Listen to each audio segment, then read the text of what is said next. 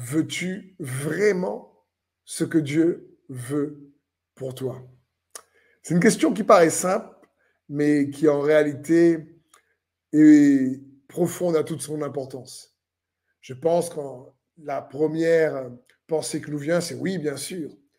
Mais vous allez voir que c'est important pour nous de bien considérer la réponse qu'on donne à cette question, parce que Dieu, lui, nous révèle sa volonté, son appel, sa destinée, la destinée qu'il a pour toi et pour moi, pour nous, pour qu'on puisse vouloir aussi cet appel, cette destinée, pour qu'on puisse désirer vivre également cela. Dans 2 Thessaloniciens, par exemple, 2,14, il est écrit, c'est à cela que Dieu vous a appelé par la bonne nouvelle que nous vous avons annoncée. Dieu vous a appelé pour que vous possédiez la gloire de notre Seigneur Jésus-Christ. Dieu nous a appelés pour que nous puissions être héritiers de cette gloire que Jésus nous donne, partagée en tout cas par sa grâce, bien sûr. Et Dieu nous appelle, il nous invite à vivre une vie, la vie qu'il a prévue pour nous.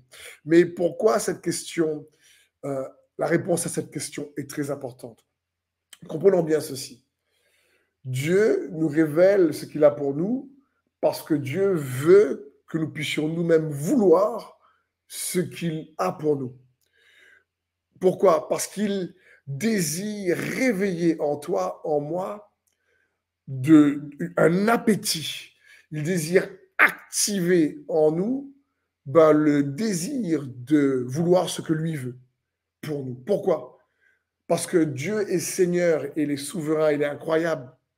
Mais ce que Dieu veut pour nous ne suffit pas pour que cela se réalise pour nous.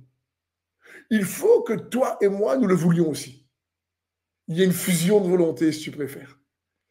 Parce que même si Dieu veut le meilleur pour toi et moi, il nous appelle à donc recevoir, posséder, nous dit la parole de Dieu, la gloire de Christ. Là, je résume l'appel au travers de sa parole dans 2 Thessaloniciens. Mais il faut bien comprendre, Dieu veut le meilleur pour toi, pour moi. Ça n'exemple pas de défis, de problèmes, de difficultés. Attention, parce que la vie chrétienne n'est pas une vie exempte de souffrance et de problèmes. C'est une vie où on apprend, dans la souffrance et le problème, à extraire la consolation, le réconfort par notre attachement à Dieu, par notre relation intime avec lui, parce que nous connaissons que le consolateur, le Saint-Esprit, vit en nous. Mais revenons à cette question. C'est un peu comme dans Jean 5, lorsque Jésus à la piscine de Bethsaïda, et il y a là quelqu'un qui est paralysé, et Jésus lui demande, veux-tu être guéri? Parce que Jésus voulait qu'il soit guéri, mais il voulait à ce moment-là que la volonté de cet homme soit alignée à la sienne. C'est aussi étrange que cela puisse être, parce que Dieu est un gentleman, comme j'aime dire, il se force sur personne. Qu'il vient oindre le roi David et comme le futur roi, il veut réveiller dans le cœur de David, qui est un berger à ce moment-là, le désir de devenir ce roi. Dieu veut que David devienne roi, mais il faut que David le veuille aussi. Parce que le chemin pour arriver à vivre cet appel qu'il a pour David, comme pour toi, comme pour moi, est parsemé de défis et de combats. Mais si on lui fait confiance, alors il permettra que nous puissions devenir ce que lui-même veut que nous devenions.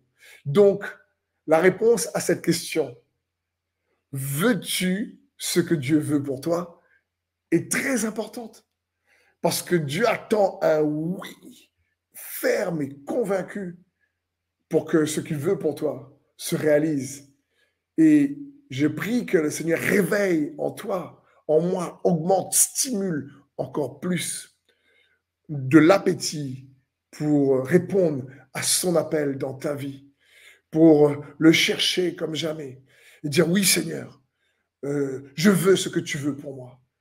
Et il y aura des combats, il y aura des défis, il y aura des difficultés, des problèmes, des tempêtes. mais il est avec toi dans le combat. Il est avec toi dans la tempête. Parce qu'encore une fois, même si Dieu veut des choses même si Dieu veut et qu'il a pour toi des projets de paix, non de malheur, il faut que tu le veuilles aussi. Parce que il désire le faire avec toi.